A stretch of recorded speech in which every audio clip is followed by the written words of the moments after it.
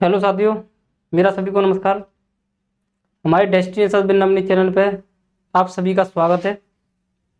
आज हम मूल अधिकार के बारे में जानेंगे कि मूल अधिकार क्या होते हैं। और आप सभी लोगों ने इससे पहली वाली वीडियो पॉलिटी की जो भी आ चुकी हैं, जैसे संघ एवं इसका राज्य क्षेत्र भाग 1 और नागरिकता भाग 2, और ये भाग 3 है। इससे पहले भाग फर्स्ट एंड सेकंड वो दोनों भाग देख चुके होंगे आप। अगर नहीं देखा है तो इस वीडियो के अंत में उसका लिंक आप सभी को मिल जाएगा, क्योंकि इससे पहले वो 2 पार्ट देखना बहुत ज़रूरी है। और जो भी विशेषताएं, संविधान की प्रस्तावना वगैरह, वो सारी वीडियो देखें, उसके बाद ये वीडियो आपको समझ में आएगी। लेकिन तब भी आपने नहीं देखी है, फिर भी हम समझाने का ऐसे प्रयास करेंगे आप लोगों को। आज हम पढ़ेंगे मूल अधिकार, फंडामेंटल राइट्स। यह संविधान के भाग 3 और अनुच्छेद 12 से 35 में निहित है। भाग 3 को भारत का मैग्ना कार्टा भी कहा जाता है। इसमें क्वेश्चन इस तरीके से पूछ सकता है आपके पेपर में कि भारत का मैग्ना कार्टा किसे कहा जाता है। तो इसमें आपको ऑप्शन देगा भाग 1, भाग 2, भाग 3 या भाग 4। तो आप ऑप्शन में टिक लगाएंगे भाग 3। तो ये आपका एक जो है क्वेश्चन वो क्लियर होगा इस तरीके से।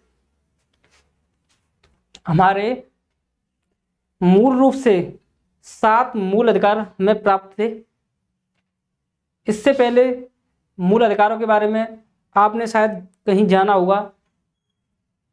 अगर नहीं जाना है तो हम पढ़ाएंगे कि मूल अधिकार क्या होते हैं। जब संविधान की यानी संरचना हो रही थी, संविधान का निर्माण हो रहा था, तो हमारे देश के बुद्धिजीवी लोगों ने मूल रूप से 7 मूल अधिकार हमें प्रदान किए। लेकिन वर्तमान में एक मूल अधिकार डिलीट कर दिया गया है। उसके बारे में हम अभी आगे जानेंगे। फर्स्ट, समता का अधिकार या समानता का अधिकार, इंग्लिश में बोलते हैं इसे राइट टू इक्वालिटी। 14 से 18 तक ये है हमारे आर्टिकल। स्वतंत्रता का अधिकार, राइट टू फ्रीडम, 19 से 12 तक अनुच्छेद। शोषण के विरुद्ध अधिकार, राइट अगेंस्ट एक्सप्लॉयटेशन, 23 से 24 तक, आर्टिकल 23 और 24। धर्म की स्वतंत्रता का अधिकार, right to freedom of religion, 25 से 28 तक। संस्कृति व शिक्षा संबंधी अधिकार, कल्चरल एंड एजुकेशनल राइट्स, ये 29 से 30 तक। एंड संपत्ति का अधिकार, ये हमारा 6वां अधिकार है। 3rd, 4th and 5th, 6th। संपत्ति का राइट टू प्रॉपर्टी, आर्टिकल 31। इसके बारे में संवैधानिक उपचारों का अधिकार, आर्टिकल 32। इसे इंग्लिश में नोट डाउन कर सकते हैं आप, राइट टू कॉन्स्टिट्यूशनल रेमेडीज, ठीक है, आर्टिकल 32। हम इनके बारे में जो भी आप देख पा रहे हैं, जो राइट है हमारे, इनके बारे में ब्रीफ से पढ़ेंगे। आगे वीडियो आएंगे उनमें। अभी आप केवल ओवरव्यू इसका देखें, यहाँ से कितने प्रकार के क्वेश्चन बन जाते हैं वो भी हम देखेंगे।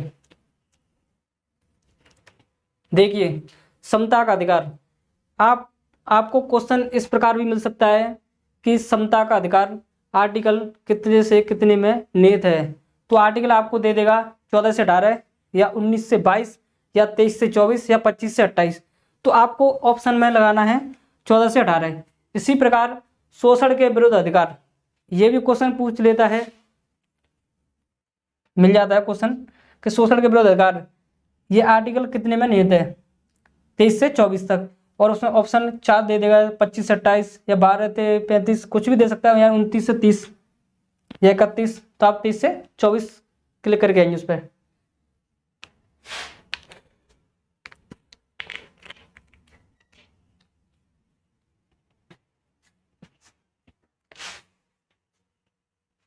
मूल अधिकार में जो 6 वाला अधिकार है ये डिलीट कर दिया है।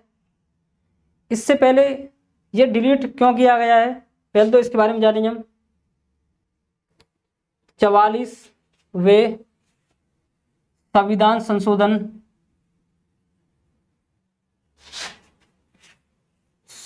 संशोधन में अभी देखो, शायद आपको विजिबल नो, मैं इसे नीचे लिख देता हूं।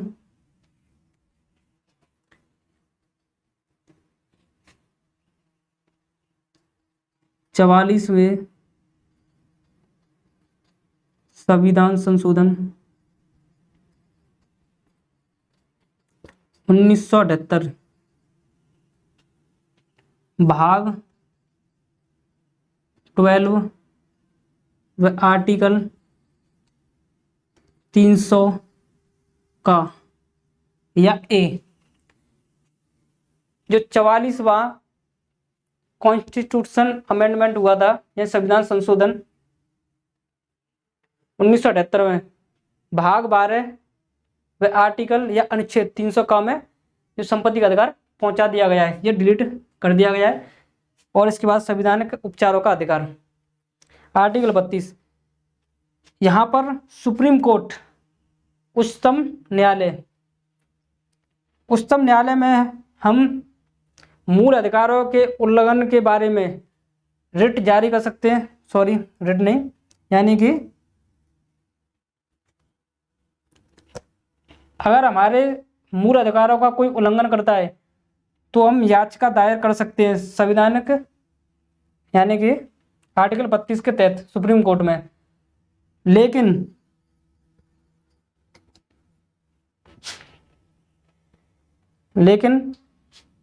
आर्टिकल 226 के तहत हाई कोर्ट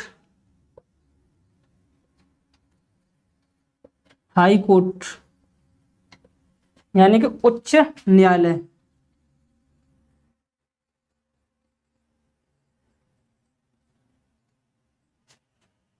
और आर्टिकल 32 के तहत सुप्रीम कोर्ट,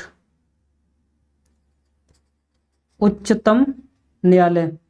आप इनमें फर्क जानते होंगे शायद,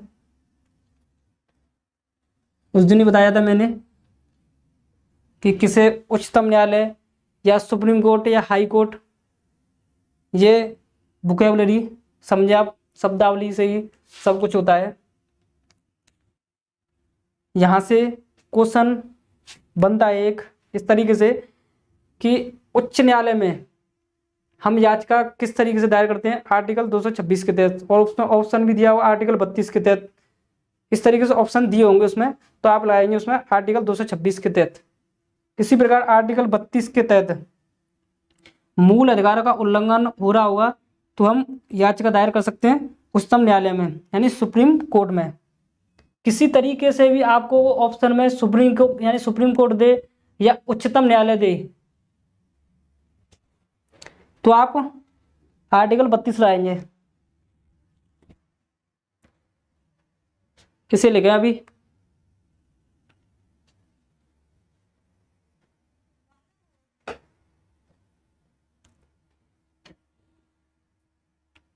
मैं उम्मीद करता हूं आप सभी लोगों ने ये लिख लिया होगा।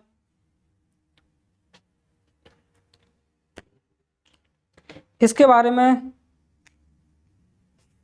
ये संविधान संशोधन 1978, इसके बारे में शायद आपको एक मन में सवाल चल रहा होगा कि केशवानंद भारतीवाद, ये पहले भी मैंने पढ़ाया है, लेकिन आज इसके बारे में थोड़ा सा हम जानेंगे कि हम जो संविधान जब बना था तब 1973 तक हम, यानी जो हमारी संसद है, मूल अधिकारों में कोई संशोधन नहीं कर सकती थी।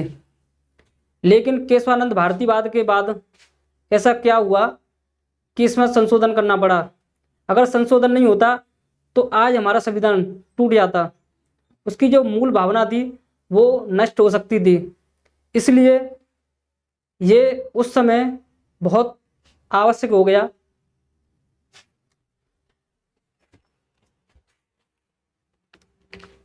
मैं से अभी रब करता हूं इधर।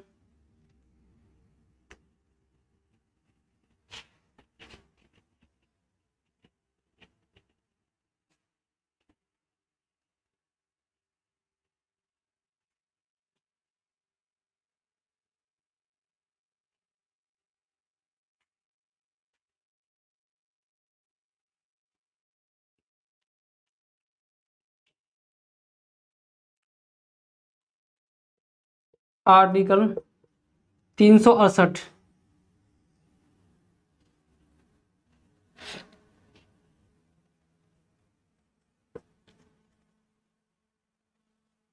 अमेंडमेंट कॉन्स्टिट्यूशन,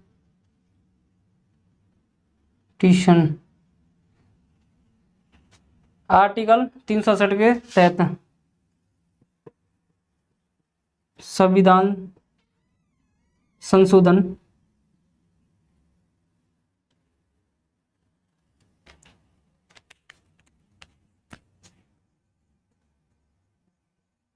केशवानंद भारतीवाद बनाम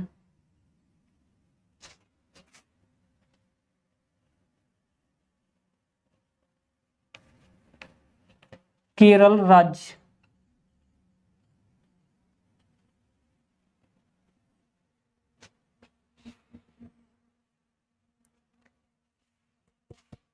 केशवानंद भारतीवाद यानी जो भारतीय, इसके बारे में शायद आप सभी लोगों को ये पता हो, लेकिन नहीं पता है तो हम बताएंगे। संसद जो हमारी विधायी प्रक्रिया यानी विधि बनाती है, उससे पहले अधिकार यानी कि असीमित अधिकार थे उसके पास कि वो किसी भी चीज़ में संशोधन कर सकती थी। लेकिन जब केशवानंद भारतीवाद आया, केशवानंद भारती एक व्यक्ति थे, इनका केस आया था, जो संपत्ति का अधिकार है, इनके पास संपत्ति थी। केशवानंद भारतीवाद यानी जो भारतीय थे उनके पास संपत्ति थी, तो उस समय सरकार ने इनकी संपत्ति को अधिग्रहण कर लिया था। लेकिन इन्हें सजेशन दिया था इनके मित्र ने कि संपत्ति का अधिकार हमारा यानी हमारा फंडामेंटल राइट है, तो इस तरीके से हमारी संपत्ति को अधिग्रहण नहीं कर सकते हैं। यानी कोई भी सरकार आपकी संपत्ति को अधिग्रहण नहीं कर सकती विकास के कार्य के लिए भी। उस समय संपत्ति का अधिकार था हमारे पास, क्योंकि राइट टू प्रॉपर्टी। और ये धर्म से जुड़े हुए व्यक्ति थे, जो केशवानंद भारती ये धर्म से जुड़े हुए व्यक्ति थे, तो इन्होंने ये भी लगाया कि right to freedom of religion, कि मुझे अपने धर्म की स्वतंत्रता चाहिए। और जिनकी जो जमीन थी, धर्म के नाम पर बहुत सारे कॉलेज चल रहे थे इनके, और इनका मठ भी था एडनीर में, यानी जो केरल राज्य है वहाँ पर। जो उसकी मुख्य विशेषता है, संसद के पास असीमित अधिकार थे। लेकिन इस केस के आने के बाद मूलभूत ढांचे की भावना को छोड़कर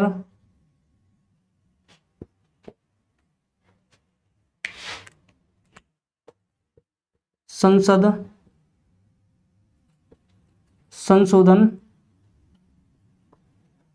कर सकती है। ये 24 अप्रैल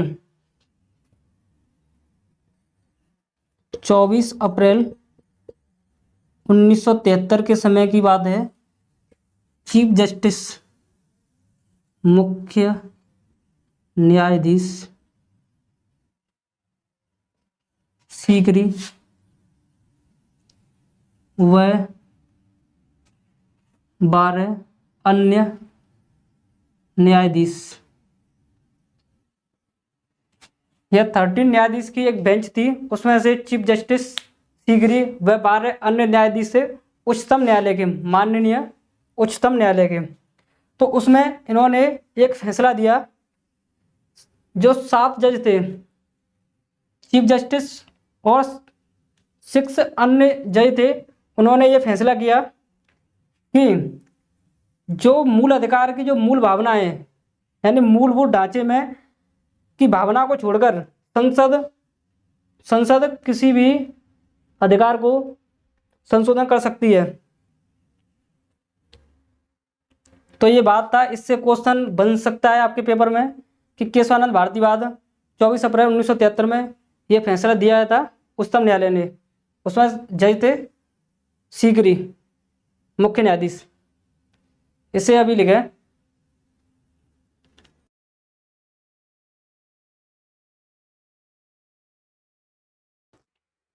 साथियों, ये लिख लिया होगा।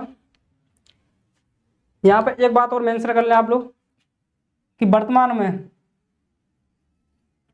6 मूल अधिकार या मौलिक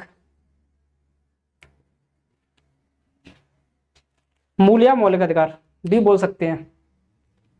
तो आज की वीडियो दोस्तों यहीं तक। आप सभी लोग हमारे चैनल को सब्सक्राइब करें।